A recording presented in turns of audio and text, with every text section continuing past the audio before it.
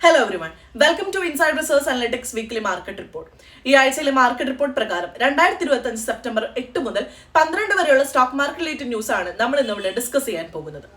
ഈ ആഴ്ച ഇന്ത്യൻ ഓഹരി വിപണി ഗ്ലോബൽ സമ്മർദ്ദങ്ങൾക്കിടയിലും കരുത്തുറ്റ തിരിച്ചുവരവ് കാഴ്ചവെച്ചിട്ടുണ്ട്. സെക്ടറിൽ വന്ന മാറ്റങ്ങളും ആഭ്യന്തര ആവശ്യകതയിലെ പ്രതീക്ഷയും അതോടൊപ്പം തന്നെ GST റിഫോംസ് കൊണ്ടുവന്ന ഉണർവും വിപണിക്ക് വലിയൊരു കരുത്തായി മാറിയിട്ടുണ്ട്. ആഴ്ചയുടെ അവസാനത്തിൽ നിഫ്റ്റി 50 ഇൻഡെക്സ് 25,114 ക്ലോസ് ആയി 1.51% നേട്ടവും കൈവരിച്ചിട്ടുണ്ട്. അതിനോടൊപ്പം തന്നെ മിഡ് ക്യാപ് 1.86%, സ്മോൾ ക്യാപ് 1.42% ഉണർന്നത് നിക്ഷേപകരുടെ പുതുക്കിയ ആത്മവിശ്വാസത്തിന്റെയും ടെക്നിക്കൽ കരുത്തിന്റെയും സൂചനയായി മാറി. വിദേശ സ്ഥാപന നിക്ഷേപകരായ FIs ഈ ആഴ്ച സൂക്ഷ്മമായ നിലപാട് തുടരുകയും എന്നാൽ DIs ആകട്ടെ ശക്തമായ പിന്തുണ നൽകി വിപണിയിലെ നെഗറ്റീവ് സമ്മർദ്ദം കുറയ്ക്കുകയും ചെയ്തിട്ടുണ്ട്. ഇതോടെ FIsകളുടെ ഷോർട്ട് പൊസിഷനുകൾ കുറയുകയും വിപണിയിൽ ഷോർട്ട് കവറിംഗ് റാലി ഉണ്ടായതുമാണ്. ഇനി മേഖലാ അടിസ്ഥാനത്തിൽ നോക്കുമ്പോൾ നിഫ്റ്റി ഇന്ത്യ ഡിഫൻസ് 7% നേട്ടത്തോടെ ടോപ്പ് പെർഫോമറായി മാറിയിരിക്കുകയാണ്. പ്രതിരോധ മേഖലയിൽ സർക്കാർ നയങ്ങൾ വന്ന പിന്തുണയും അന്താരാഷ്ട്ര തലത്തിലുള്ള സംഘർഷാവസ്ഥയും ഈ ഒരു നേട്ടത്തിന് കാരണമായിട്ടുണ്ട്. Nifty IT 4.26%, auto 2.07%, PSU bank 2.94% എന്നിവയും ശക്തമായ വളർച്ച കാഴ്ചവെച്ചിട്ടുണ്ട്. എന്നാൽ നിഫ്റ്റി കൺസ്യൂമർ ഡ്യൂറബിൾസ് 1.02% ഇടിഞ്ഞു. ആഭ്യന്തര ആവശ്യകതയിൽ ഉണ്ടായ കുറവും ഉപഭോക്തൃ വിശ്വാസ്യതയിലെ ചെറിയൊരു തിരിച്ചടിയുമാണ് ഇതിന് പ്രധാന കാരണമായി മാറിയത്. ആഗോള വിപണിയിലും ആഴ്ചയിൽ നല്ലൊരു നേട്ടം കൈവരിച്ചിട്ടുണ്ട്. US ഫെഡറൽ റിസർവ് പലിശ നിരക്കുകൾ കുറയുമെന്നുള്ള ഒരു പ്രതീക്ഷയും ഇൻഫ്ലേഷൻ കുറയുന്നതിന്റെ സൂചനകളും മികച്ച കോർപ്പറേറ്റ് ലാഭവും വിപണിയെ കരുത്തുറ്റതാക്കി മാറ്റിയിട്ടുണ്ട്. ഡോ ജോൺസ് 1.36%, S&P 500 0.85% ഉയർന്നിട്ടുണ്ട്. ഏഷ്യൻ വിപണികളിൽ ദക്ഷിണ കൊറിയ കോപ്സി 1.54% നേട്ടം കൈവരിച്ചു. ജപ്പാൻ നിക്കൈ 0.89% ഉയർന്നിട്ടുണ്ട്.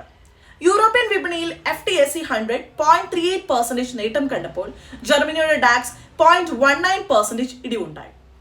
ചൈനീസ് ഷങ്കായ് കോമ്പോസിറ്റ് 0.12 ഇടിഞ്ഞപ്പോൾ ഹോങ്കോങ് ഹാങ് സെങ് 1.13% ഉയർന്നത് വളരെ ശ്രദ്ധേയമായി. മറ്റു വിപണികളിൽ ബ്രന്റ് ക്രൂഡ് ഓയിൽ $66.94 പെർ ബാരലിൽ ക്ലോസ് ചെയ്തു. 10 വർഷത്തെ G-Sec ബോണ്ട് 6.49% ആയി മാറി. അതേസമയം ഗോൾഡ് 10 ഗ്രാമിന് 1,03,390 ആയത് സുരക്ഷിത നിക്ഷേപമായി സ്വർണത്തിന് വീണ്ടും ആവശ്യകത വർദ്ധിച്ചതിന്റെ ഒരു തെളിവ് കൂടിയാണ്. മൊത്തത്തിൽ നമ്മൾ മാർക്കറ്റ് നോക്കുമ്പോഴാകട്ടെ ആഗോളവും ആഭ്യന്തരമായ സമ്മർദ്ദങ്ങൾക്കിടയിലും ഇന്ത്യൻ വിപണി റൊട്ടേഷൻ സ്ട്രാറ്റജി, ആഭ്യന്തര ആവശ്യകത, സർക്കാർ പരിഷ്കാരങ്ങൾ എന്നിവയുടെ പിന്തുണയോടെ ശക്തി പുലർത്തിയതായി നമുക്ക് കാണാൻ സാധിക്കും. ഇന്ത്യൻ ഓഹരി വിപണി ഈ ആഴ്ച പോസിറ്റീവ് നിലയിൽ അവസാനിച്ചു. നിഫ്റ്റി 50 വീണ്ടും 25,100 മാർക്ക് മുകളിലേക്ക് കുതിച്ചുയർന്നത് ആഭ്യന്തര നിക്ഷേപകരുടെ ശക്തമായ പ്രവാഹവും ഗ്ലോബൽ സെന്റിമെന്റിലെ മികച്ചൊരു മൂല്യം കൂടിയാണ്. പ്രധാനമന്ത്രി മോദിയും US പ്രസിഡന്റ് ഡൊണാൾഡ് ട്രംപും നടത്തിയ പോസിറ്റീവ് ട്വീറ്റുകൾ ഇന്ത്യൻ US വ്യാപാര ചർച്ചകളിൽ പുരോഗതി ഉണ്ടാക്കുമെന്ന് സൂചനയാണ് നൽകുന്നത്. നിക്ഷേപകരുടെ ആത്മവിശ്വാസം ഇത് കൂടുകയും ചെയ്തിട്ടുണ്ട്. ഇതിനോടൊപ്പം തന്നെ ഇന്ത്യ UAE FTA ചർച്ചകൾ ന്യൂഡൽഹിയിൽ കൃഷി, നോൺ ടാരിഫ് തടസ്സങ്ങൾ, ഭക്ഷ്യസുരക്ഷാ മാനദണ്ഡങ്ങൾ എന്നിവയിൽ പുരോഗതി നേടിയിട്ടുണ്ട്. ഇന്ത്യ US കരാർ നവംബറിൽ പൂർത്തിയാകും എന്ന പ്രതീക്ഷയും ശക്തമായിട്ടുണ്ട്. അതേസമയം ഇന്ത്യ ഇസ്രായേൽ പുതിയ BIA കരാർ ഒപ്പുവെച്ചു. ഇതിലൂടെ സാങ്കേതിക വിദ്യ, ഫൈൻടെക്, ഇൻഫ്രാസ്ട്രക്ചർ മേഖലകളിൽ സഹകരണം വർദ്ധിപ്പിക്കുകയും നിലവിലെ $4 ബില്യൺ വ്യാപാരത്തെക്കാൾ വളർച്ച ഉറപ്പാക്കുകയും ചെയ്തിട്ടുണ്ട്. രൂപ US ഡോളറിന് അഗെയിൻസ്റ്റ് ആയിട്ട് 88.3 ക്ലോസ് ചെയ്തിരിക്കുകയാണ്. Q1 GDP 7.8% വളർന്നതും ഓഗസ്റ്റ് സർവീസ് PMI 62.9 രേഖപ്പെടുത്തിയതും ഇന്ത്യയുടെ കരുത്ത് തെളിയിക്കുകയും ചെയ്തിട്ടുണ്ട്. എങ്കിലും ഇനി നിക്ഷേപകരുടെ ശ്രദ്ധ വിലക്കയറ്റ ഡാറ്റയിലേക്കും RBI പോളിസി റവന്യൂയിലേക്കും മാറുകയാണ്.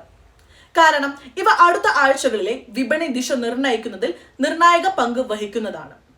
സോ നമ്മൾ മൊത്തത്തിൽ മാർക്കറ്റ് നോക്കുമ്പോഴാകട്ടെ ഇന്ത്യയുടെ വിപണി ഇപ്പോഴും കരുത്തോടെ മുന്നേറുക തന്നെയാണ്. ആഭ്യന്തര നിക്ഷേപകരുടെ പിന്തുണയും വ്യാപാര ചർച്ചകളിലെ പുരോഗതിയും വിപണിക്ക് ബലം നൽകുന്നുണ്ട്. പക്ഷെ എന്നാൽ വിലക്കയറ്റവും RBI തീരുമാനങ്ങളും അടുത്ത ആഴ്ചകളിലെ വിപണി ദിശ നിർണ്ണയിക്കുന്നതിൽ വളരെ ഇമ്പോർട്ടന്റ് കൂടിയാണ്. സോ അപ്പോൾ എല്ലാവർക്കും നല്ലൊരു ഹാപ്പി ട്രേഡിംഗ് വീക്ക് നേരുന്നു. Thank you for watching.